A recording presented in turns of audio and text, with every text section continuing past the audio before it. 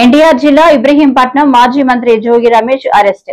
బూడిద మాఫియాకు వ్యతిరేకంగా బుధవారం ఆందోళన చేపట్టిన వైసీపీ నేత మాజీ మంత్రి జోగి రమేష్ ని పోలీసులు అరెస్టు చేయడంతో ఇబ్రహీంపట్నంలో ఉద్రిక్తత నెలకొంది.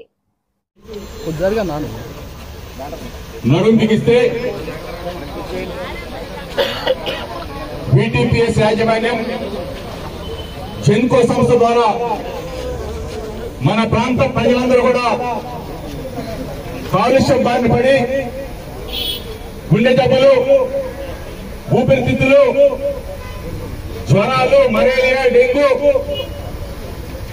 పీల్చే గాలిలో కాలుష్యం, తాగే నీరులో కాలుష్యం, దీన్ని నివారించండి, మా ప్రాంత ప్రజలను రక్షించని చెప్పి వైఎస్ఆర్ కాంగ్రెస్ పార్టీ పోరాటం చేస్తా ఉంటే ఒక పక్కన కాలుష్యాన్ని నివారించకపోగా బూడిద కోసం టెండర్ల ప్రక్రియ చేపట్టి చంద్రబాబు నాయుడు ప్రభుత్వం టెండర్లు ఆహ్వానించి ఒక కాంట్రాక్టర్ కి బూడిద టెండర్ ని కట్టబెట్టి లోకల్ గా ఉన్న లారీ క్లీనర్లు డ్రైవర్లు అయ్యారు, డ్రైవర్లు ఓనర్లు అయ్యారు. హలో లక్ష్మణ అంటూ లారీలు తిప్పుకునే పరిస్థితుల్లో ఈరోజు వాళ్ళ పట్టణ కొట్టడం కోసం కాంట్రాక్ట్ విధానాన్ని తీసుకొచ్చి సుమారుగా 500 కుటుంబాలను రోడ్డు పడేసిన చంద్రబాబు నాయుడు ప్రభుత్వం ఈరోజు మనం చూస్తూ ఉన్నాం.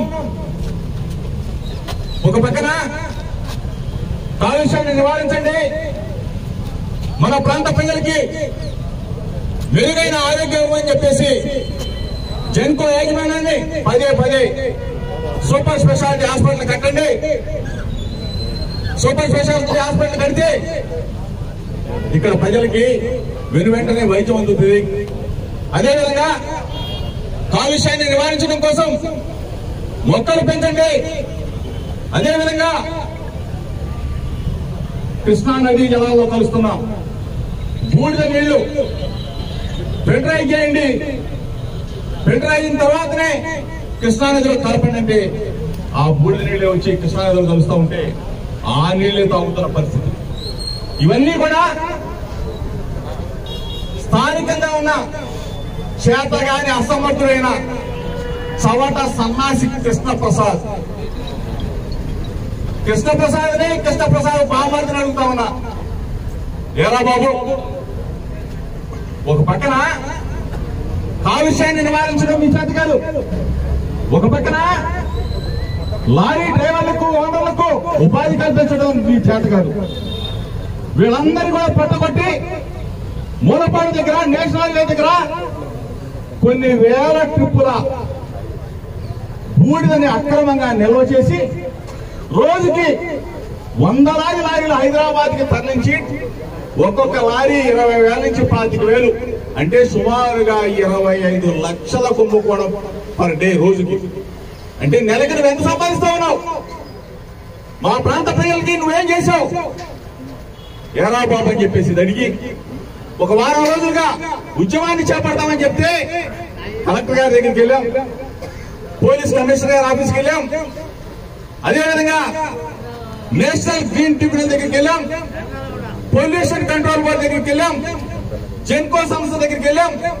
అందరినీ అభ్యర్థించిన తర్వాత వైఎస్ఆర్ కాంగ్రెస్ పార్టీ నిరుపేదలైన లారీ డ్రైవర్లకి, ఓనర్లకి ఆ బూడిద మొత్తం కూడా అప్పచెప్పడానికి వైఎస్ఆర్ కాంగ్రెస్ పార్టీ తరఫున బయలుదేరితే ప్రభుత్వానికి ఎందుకు? ప్రభుత్వానికి మంచి చేసేవాళ్ళు కావాలా? కోట్లాది రూపాయలు దండుకునే కృష్ణప్రసాద్ బామ్మర్ది కావాలా? అదేమని కృష్ణప్రసాద్ బామ్మర్దిని అడిగితే మాది కాదు ఇది డబ్బు, లోకేష్ పెట్టమన్నాడు. నేను లోకేష్ కూడా డైరెక్ట్ అడుగుతా ఉన్నా, కృష్ణప్రసాద్ బామ్మర్దిదా? వాళ్ళిద్దరూ నువ్వని చెప్తున్నారు. మీదా? ఇది తేల్చవలసిన బాధ్యత ప్రభుత్వానికి కాదా? ప్రభుత్వ అధికారుల మీద లేదా? ఈ రోజు నేను ఎందుకు వైఎస్ఆర్ కాంగ్రెస్ పార్టీ తరఫున రోడ్డు ఎక్కాల్సిన పరిస్థితి? పోలీస్ అధికారులను అడుగుతా ఉన్నా, కలెక్టర్ గారిని అడుగుతా ఉన్నా, మీరే ఆ కృష్ణప్రసాద్ డబ్బుని పేదలైన లారీ డ్రైవర్లకి స్వాధీనం చేయొచ్చు కదా. మేమెందుకు రోడ్డు ఎక్కాల్సిన పరిస్థితి?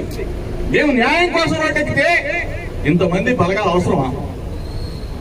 సరే, నన్ను అరెస్ట్ చేస్తారు, అరెస్ట్ చేసి ఎక్కడికో తీసుకెళ్తారు. తీసుకెళ్లినంత మాత్రాన ఈ సమస్య సాల్వ్ అవుతా అని చెప్పేసి పోలీసు వ్యవస్థను అడుగుతా ఉన్నా, ప్రభుత్వాన్ని అడుగుతా ఉన్నా, చంద్రబాబుని అడుగుతా ఉన్నా, లోకేష్ అడుగుతా ఉన్నా. కృష్ణప్రసాద్ అక్కడ డంపు చేస్తే కృష్ణప్రసాద్ మీద కేసులు పెట్టరా? కృష్ణప్రసాద్ ని అరెస్ట్ చేయరా? కృష్ణప్రసాద్ ని బొక్కలేయరా?